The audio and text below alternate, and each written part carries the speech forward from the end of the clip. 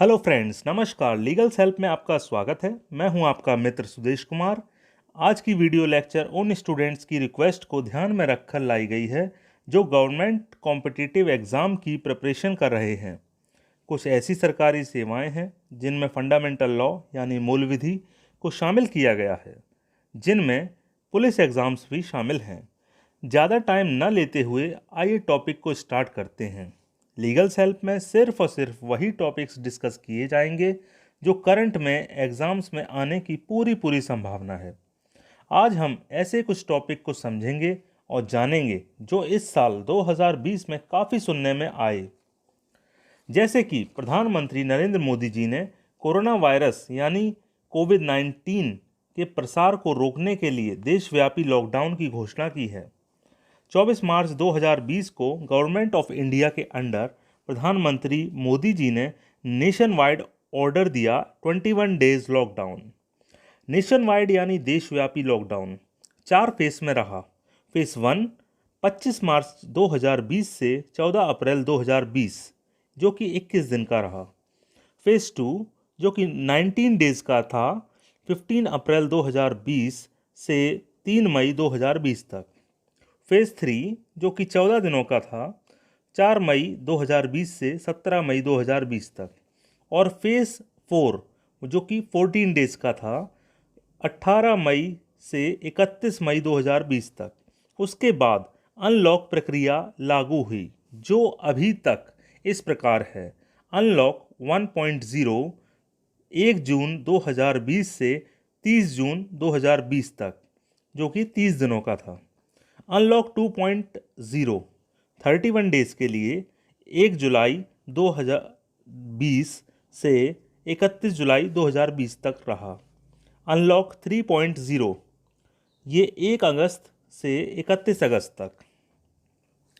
प्रधानमंत्री मोदी जी ने 22 मार्च को ही पब्लिक कर्फ्यू यानी जनता कर्फ्यू की आवश्यकता को समझ लिया था। जनता कर्फ्यू एक शुरुआत थी कोविड-19 के खिलाफ लंबी जंग की।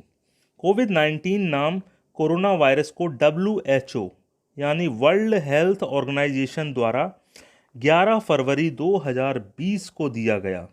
इसका पहले नाम SARS-CoV-2 SARS-CoV-2 यानी severe acute respiratory syndrome corona virus 2 था, जो internationally committee on taxonomy of virus ने दिया था। कोविड-19 एक अनऑफिशियल नेम है। डिजीज़ यानी बीमारी का नाम कोविड-19 यानी कोरोना वायरस डिजीज़ है, जबकि वायरस का नाम SARS-CoV-2 SARS-CoV-2 severe acute respiratory syndrome corona virus 2 है। कोविड-19 फुल फॉर्म CO से कोरोना, VI से वायरस, D से डिजीज़ और 19 से 2019 होता है। प्रधानमंत्री मोदी जी के आदेश के अनुसार लॉकडाउन के आदेशों का उल्लंघन करने वालों को महामारी रोग अधिनियम 1897 एपिडेमिक डिजीज़ एक्ट 1897 के तहत कानूनी कार्रवाई का सामना करना पड़ सकता है, जो कि इस तरह के आदेशों का पालन न करने पर IPC यानी भारतीय दंड संहिता 1860 की धारा 188 के तहत सजा का प्रावधान करता है।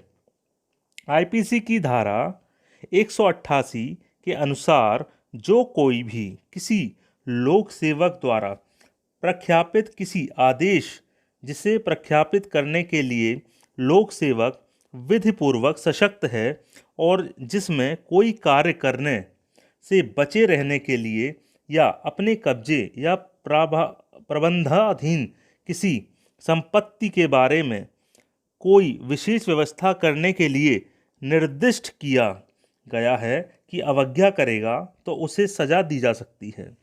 यदि इस प्रकार की अवज्ञा विधिपूर्वक नियुक्त व्यक्तियों को बाधा, क्षोभ या क्षति को की जोखिम कारित करे या कारित करने की प्रवृत्ति रखती है हो तो उसे किसी एक निश्चित अवधि के लिए कारावास की सजा दी जाएगी, जिसे 1 महीने तक बढ़ाया जा सकता है, अथवा 200 रुपये तक के आर्थिक दंड अथवा दोनों से दंडित किया जाएगा। और यदि इस प्रकार की अवज्ञा मानव जीवन, स्वास्थ्य या सुरक्षा को संकट उत्पन्न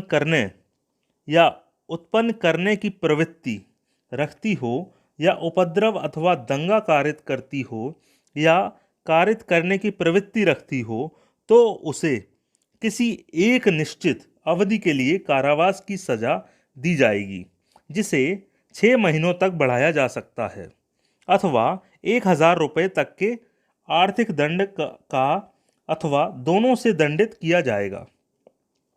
स्टूडेंट्स, आपके लिए ध्यान से में रखने के लिए कुछ पॉइंट्स हैं, जैसे कि कोविड-19 क्या है, लॉकडाउन क्यों लगाया गया, लॉकडाउन प्रथम बार भारत में कब और कितने दिन के लिए रहा, लॉकडाउन कितने फेस में लगा, अनलॉक प्रक्रिया कब से लागू हुई, SARS-CoV-2 SARS-CoV-2 क्या है, लॉकडाउन का उल्लंघन करने पर कौन सी धारा में सजा का प्रावधान है, धारा 188 भारतीय दंड संहिता में सजा का क्या प्रावधान है, IPC की धारा 188 कब लागू होती है, कोविड-19 का फुल फॉर्म क्या है, SARS-CoV-2 SARS-CoV-2 का फुल फॉर्म बताइए। एपिडेमिक डिजीज एक्ट 1897 को हिंदी में क्या कहते हैं। आई होप आपको समझने में आसानी हुई हो। यदि कोई भी टॉपिक से रिलेटेड समस्या हो, संपर्क कर सकते हैं। चैनल को सब्सक्राइब करें, लाइक करें, कमेंट करना ना भूलें। नेक्स्ट वीडियो के लिए साथ बने रहें। धन्यवाद।